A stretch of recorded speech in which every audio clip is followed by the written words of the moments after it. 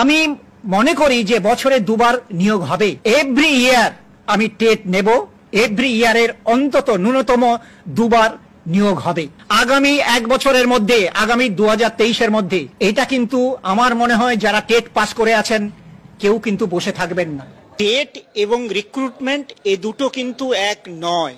আমি বারে বারে বলছি, টেট একটি রিক্রুটমেন্ট মানে প্রসেসে একটি সূচক মাত্র। কোনো ক্যান্ডিডেট তিনি টেট পাস করেছেন মানে এই নয় যে তিনি চাকরি পাওয়ার যোগ্য। তাকে কিন্তু রিক্রুটমেন্ট পদ্ধতিতে যে সমস্ত সূচক আছে সেই সূচকগুলোতে তাকে পার্টিসিপেট করবেন।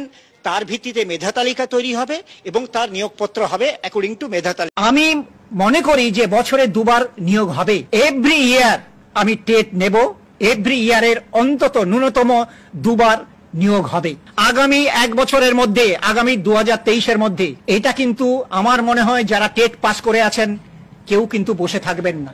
টেট এবং রিক্রুটমেন্ট এ দুটো কিন্তু এক নয়। আমি বারে বারে বলছি, টেট একটি রিক্রুটমেন্ট মানে প্রসেসে একটি সূচক মাত্র। কোনো ক্যান্ডিডেট তিনি টেট পাস করেছেন মানে এই নয় যে তিনি চাকরি পাওয়ার যোগ্য। তাকে কিন্তু রিক্রুটমেন্ট পদ্ধতিতে যে সমস্ত সূচক আছে সেই সূচকগুলোতে তাকে পার্টিসিপেট করবেন। তার ভিত্তিতে মেধা তালিকা তৈরি হবে এবং তার নিয়োগপত্র হবে অ্যাকর্ডিং টু মেধা।